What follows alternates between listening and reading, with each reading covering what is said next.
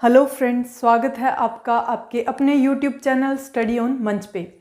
Friends, जैसे कि lockdown है तो उसमें स्टडी में बहुत सी प्रॉब्लम आ रही है। बच्चे कंपटीशन एग्ज़ाम की तैयारी भी जो है वो भी रुकी हुई है।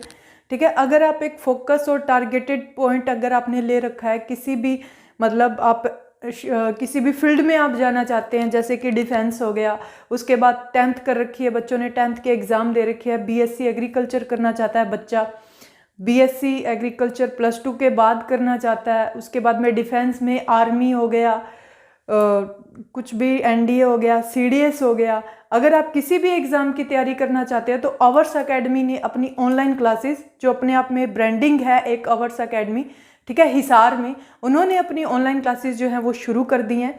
तो आप ऑनलाइन क्लास जो है वो हमारे साथ ज्वाइन कर सकते हैं। बिल्कुल प्रॉपर वे में आपको स्टडी करवाई जाएगी। ठीक है, डेली आपकी क्लासेस होती है, इसमें आपको टेस्ट सीरीज मिलेगी, आपकी डाउट क्लासेस, आपको नोट्स, ईच एंड एवरीथिंग जो है वो आपको प्रोवाइड करवाया जाएगा। इंक्वायरी के लिए आप इस नंबर पे कॉल कर सकते हैं 8199940823। तो ये नंबर आप नोट कर लीजिए, आप इससे इंक्वायरी ले सकते हैं। अगर आप कुछ भी आईआईटी, नीट, उसके बाद में अवर्स एकेडमी में जो कि बहुत अच्छा रिजल्ट दे चुकी है पीछे, बीएससी एग्रीकल्चर एचयू जो एग्ज़ाम कंडक्ट करवाती है entrance exam, BSc agriculture 10th based, +2 based, उसके बाद में डिफेंस में आर्मी, सीडीएस, एनडीए, एयरफोर्स, आप किसी भी चीज़ की तैयारी करना चाहते हैं तो आपको अच्छे अच्छे सजेशन भी मिल जाएंगे कि 10th और +2 के बाद क्या करना है। आप इस नंबर पे कांटेक्ट कर सकते हैं। ओके, तो चलिए हम आज का जो अपना टॉपिक है उस टॉपिक को लेके चलते हैं। जो हमारा टॉपिक है वो क्या है? Human blood. ठीक है, ह्यूमन ब्लड। तो ह्यूमन ब्लड की हम बात करेंगे आज, मानव रक्त जिसको आप हिंदी में बोलते हो। आपको लैंग्वेज का कोई भी दिक्कत नहीं, पहले की लेक्चर्स में भी नहीं रहा, इस लेक्चर्स में भी लैंग्वेज का कोई प्रॉब्लम आपको नहीं रहेगा। हिंदी इंग्लिश दोनों लैंग्वेज में हम बात करेंगे। अगर हम हिंदी में बात करें तो बात करेंगे मानव रक्त की, ह्यूमन ब्लड की। तो देखिए, मानव रक्त की अगर हम बात करें तो बहुत बहुत इंपॉर्टेंट पार्ट है हमारी बॉडी का मानव रक्त। इसको हम दो हिस्सों में बांटते हैं। आप सिर्फ एग्जाम पॉइंट ऑफ व्यू से बात करेंगे। अगर आप वैसे ब्लड के बारे में पढ़ना चाहे तो इतनी स्टडी कर सकते हैं कि इस पे बहुत सारा टाइम लग सकता है। आप जस्ट कंपटीशन एग्जाम जो भी अपने चलते हैं, जैसे कि डिफेंस हो गया, आर्मी हो गई इसमें, ठीक है, एयरफोर्स हो गया, और उसके बाद में HSSC, SSC, रेलवे जो एग्ज़ाम कंडक्ट करवाती है, उनके एग्ज़ाम पॉइंट ऑफ व्यू से इस चैप्टर में जो भी इंपॉर्टेंट पॉइंट बनते हैं उनके बारे में हम बात करेंगे। किसी भी स्टेट का भी एग्ज़ाम है उसमें भी ये चीज़ें काम में आती है। तो इसको दो चीज़ों में, भागों में हम बांटते हैं, दो पार्ट्स में डिवाइड करते हैं। तो सबसे जो पहला पार्ट होता है वो होता है इसका, हिंदी में हम बोले तो प्लाज्मा, और इसे इंग्लिश में भी हम प्लाज्मा ही लिखते हैं। क्लियर है? और जो दूसरा पॉइंट होता है हिंदी में बात करें तो रक्त रुधिराणु। ठीक है, ठीक है, या फिर कुछ लोग इसे बोल देते हैं रक्त कणिकाएं। और उसी तरीके से अगर इंग्लिश में बात करें तो ब्लड कॉर्पसल्स।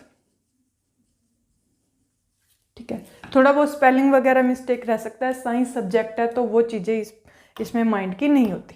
अब यहाँ पे देखिए, प्लाज्मा और रक्त रुधिराणु। अगर आप टोटल ब्लड को 100% लेके चलते हैं, टोटल ब्लड को कितना लेके चलते हैं? 100% लेके चलते हैं। तो इसको आप 100% के हिसाब से 2 पार्ट्स में डिवाइड कर सकते हैं। तो अगर हम टोटल ब्लड की बात करें, आपसे एग्जाम में पूछा जाता है कि टोटल ब्लड एक ह्यूमन में जितना भी होता है, उस टोटल ब्लड में आपको प्लाज्मा का हिस्सा कितना मिलेगा? तो आप बताओगे 60%। वैसे अगर बात करें तो इसको हम इस तरीके से बोलते हैं 55 to 60%। अगर आपको एग्जाम में क्वेश्चन मिलता है तो आप प्रॉपरली क्या बताओगे? 60%। उसी हिसाब से अगर ये 60% है तो ये कितना होगा? 40%। इसको 40 to 45% हम बोल सकते हैं। तो टोटल ब्लड में प्लाज्मा का पार्ट हमने कितना पाया? 60%। और इसका कितना पाया? 40%। क्लियर है इतनी बातें? तो अब सबसे पहले जो हम डिस्कस करेंगे वो करेंगे प्लाज्मा के बारे में करेंगे। तो देखिए, प्लाज्मा जो होता है वो लिक्विड पार्ट ऑफ ब्लड होता है, लिक्विड पार्ट ऑफ ब्लड। और अगर हम हिंदी में बात करें तो आपसे एग्जाम में पूछा जाए कि रक्त का द्रव भाग कौन सा होता है, लिक्विड पार्ट ऑफ ब्लड, रक्त का तरल भाग, तो आप क्या बता दोगे, प्लाज्मा जो है वो रक्त का ब्लड पार्ट मतलब तरल पदार्थ होता है। इसी की वजह से जो हमारा ब्लड होता है वो क्या होता है, पतला होता है। प्लाज्मा पतला क्यों होता है, उसके पीछे का रीजन क्या है कि इसके अंदर 90% जो होता है वो वाटर होता है, यानी जल होता है। ठीक है, प्लाज्मा में 90% के मात्रा में, 90% की क्वांटिटी में जो होता है वो ब्लड होता है, और 10% की अगर हम बात करें तो 10% होते हैं न्यूट्रिएंट्स, जिसे हम हिंदी में बोलते हैं पोषक पदार्थ, न्यूट्रिएंट्स। ठीक है, पोषक पदार्थ की बात करें तो जैसे कि प्रोटीन, ठीक है, विटामिन, फैट यानी वसा, ये सारी की सारी चीजें जो हैं इसमें 10% हिस्से में जो है वो कंटेन करती है। क्लियर है इतनी बातें? तो ये प्लाज्मा में आगे हम पढ़ेंगे नेक्स्ट मतलब उसमें। तो यहाँ पे देखो कि इतना मैंने बता दिया, 90% जो है वो तो क्या होता है, 90% वाटर, 10% जो होता है वो होते हैं न्यूट्रिएंट्स। तो यहाँ पे नेक्स्ट पार्ट देखो, प्लाज्मा में, ठीक है, प्लाज्मा में 10% जो है वो क्या हमने कंटेन किया, न्यूट्रिएंट्स कंटेन किए, और 90% वाटर। एक चीज होती है जिसे इंग्लिश में भी सीरम बोलते हैं और हिंदी में आप इस तरीके से लिख देते हैं सीरम। तो अच्छे अच्छे एग्जाम्स में ये पूछा जाता है कि सीरम क्या है। ठीक है, अच्छे अच्छे एग्जाम्स में एक चीज पूछी जाती है कि सीरम क्या होता है। तो देखो एक चीज, प्लाज्मा में से अगर फाइब्रिनोजन, इंग्लिश में भी इसे फाइब्रिनोजन ही बोलेंगे, फाइब्रिनोजन जो होता है वो एक प्रोटीन होता है, ठीक है, जो हमारे ब्लड में ही कंटेन होता है। फाइब्रिनोजन जो है इसको लीवर बनाता है। कौन बनाता है, हमारा लीवर, और बाद में ये वर्क जो है वो किसके लिए करता है, ब्लड के लिए करता है। आपसे पूछा जाए कि सीरम क्या है, तो आप क्या बोलेंगे कि अगर प्लाज्मा में से ये जो फाइब्रिनोजन नामक वाला पार्ट है, फाइब्रिनोजन जो पार्ट है वो निकाल दिया जाए तो बचा हुआ जो प्लाज्मा का हिस्सा होगा उसे हम क्या बोलेंगे, सीरम बोलेंगे। क्लियर है कि अगर सीरम पूछा जाए क्या होता है, एक टर्म होती है, यूपीएससी के एग्जाम्स में अच्छे से पूछा जा सकता है, एयरफोर्स वगैरह के एग्जाम में, या एचएसएससी भी आजकल अच्छे क्वेश्चन पूछती है। तो आपसे पूछा जाए कि सीरम क्या है, उसमें 4 ऑप्शन मिलेंगे।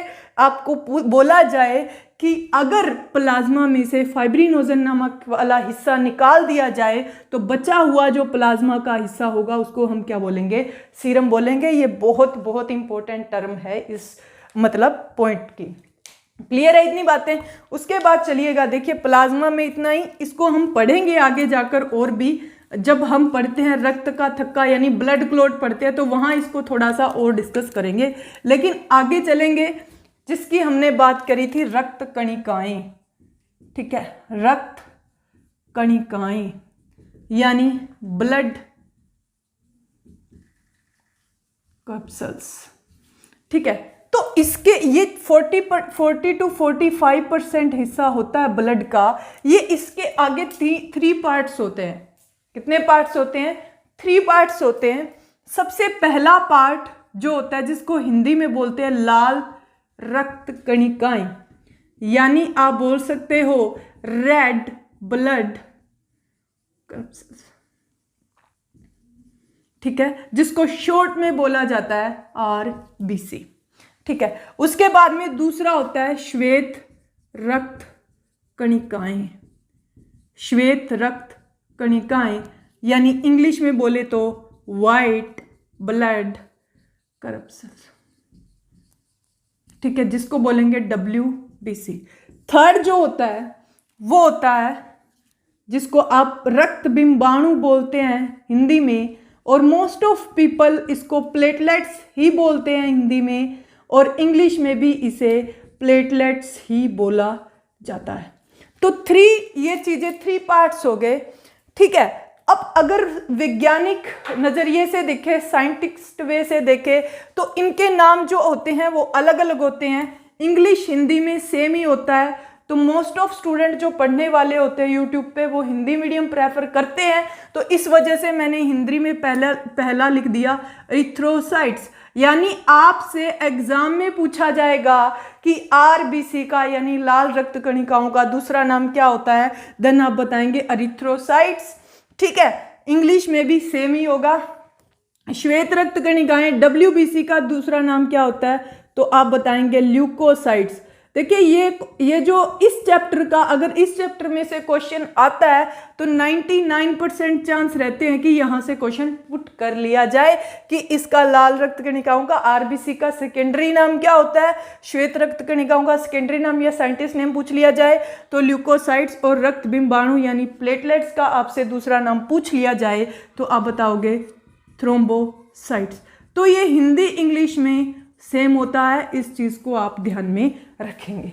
तो कल की लेक्चर में हम जो डिस्कस करेंगे इन तीनों के बारे में डिस्कस करेंगे, यानी आरबीसी, डब्ल्यूबीसी और प्लेटलेट्स के बारे में। जो मैंने आपको फर्स्टली बोला था कि आवर्स एकेडमी में ऑनलाइन क्लासेस शुरू हो चुकी हैं, 3 दिन की डेमो क्लासेस फ्री हैं।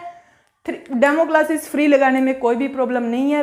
10th का स्टूडेंट है तो वो बीएससी एग्री 10th के लिए लगा सकता है, +2 का स्टूडेंट है तो वो बीएससी एग्री +2 बेस लगा सकता है। नीट, आईआईटी, जेईई, जो भी आपका बहन भाई जो भी तैयारी कर रहा हो, डिफेंस में जाना चाहते हो, आर्मी, तो ये जो क्वारंटाइन टाइम है, लॉकडाउन का टाइम है, इसको आप बहुत अच्छे से इन्वेस्ट कर सकते हो। तो ये नंबर था, फिर से नोट कर देते हैं, 81,999, ठीक है, 81,999 40,823। ये आवर्स एकेडमी का ही नंबर है, मेरे पास ही इसकी कॉल आएगी तो आप इसको कर सकते हो। ठीक है, कॉल करके इंक्वायरी ले सकते हो। ओके, अगर वीडियो पसंद आई हो तो लाइक, शेयर, और चैनल को जिन्होंने सब्सक्राइब नहीं किया वो सब्सक्राइब जरूर कर ले। कुछ ना कुछ नया सीखने को यहाँ से आपको जरूर मिलेगा। Thank you, all the best for exams.